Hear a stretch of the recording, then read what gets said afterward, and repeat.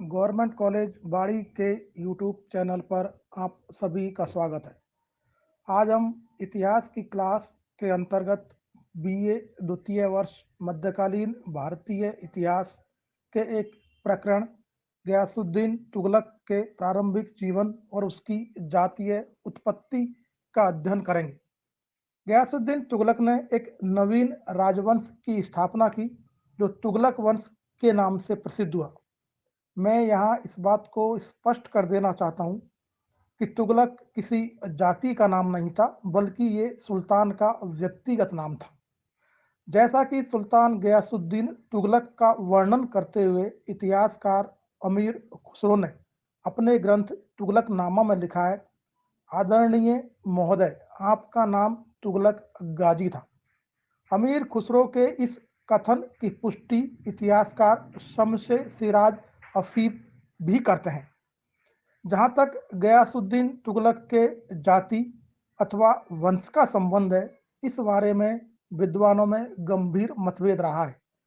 Ibn Battuta के अनुसार तुगलक तुर्किस्तान और सिंध के मध्यवर्ती पहाड़ी क्षेत्र में निवास करने वाले करोना कबीले से संबंधित था। वहीं मार्को पोलो उन्हें मिश्रित जाति का मानता है, जिनके पिता तुर्क और माताएं भारतीय थी। इतिहासकार फरिश्ता के अनुसार गयासुद्दीन तुगलक का पिता बलवन का एक तुर्क दास था और उसकी माता हिंदू जाट परिवार की स्त्री थी।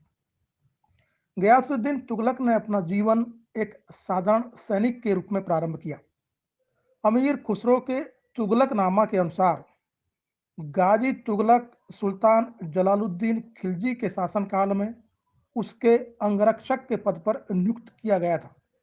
वहीं अलाउद्दीन खिलजी के शासनकाल में गाजी तुगलक के पद और प्रतिष्ठा में काफी वृद्धि हुई। संभवतया मंगोल आक्रमणकारियों के विरुद्ध मलिक तुगलक की सफलताओं से अलाउद्दीन खिलजी बेहद प्रभावित हुआ और उसने गाजी तुगलक को 1306 में दीपालपुर के सूबेदार और सीमा रक्षक के पद पर नियुक्त कर दिया। कहा जाता है कि उसने 18 बार मंगोल आक्रमणकारियों का मुकाबला किया और उन्हें पराजित किया, इसलिए वह इतिहास में मलिक उल गाजी के नाम से भी प्रसिद्ध हुआ। अलाउद्दीन खिलजी के शासनकाल के अंतिम दिनों में गाजी तुगलक की गिनती राज्य के अत्यंत प्रभावशाली अमीरों में होने लगी थी। कुतुबुद्दीन मुबारक खिलजी के शासनकाल में उसकी स्थिति में कोई खास परिवर्तन नहीं हुआ और वो अपने पद पर पूर्ववत कायम रहा। नासरुद्दीन खुसरो शाह के विरुद्ध होने वाले विद्रोह का नेतृत्व गाजी तुगलक ने ही किया और उसे युद्ध में पराजित कर मार डाला। तत्पश्चात एक विजेता के रूप में उसने राजधानी दिल्ली में प्रवेश किया और बिना किसी विरोध के 8 सितंबर 1320 को वह गयासुद्दीन तुगलक शाह गाजी के नाम से दिल्ली सल्तनत के सिंहासन पर बैठा।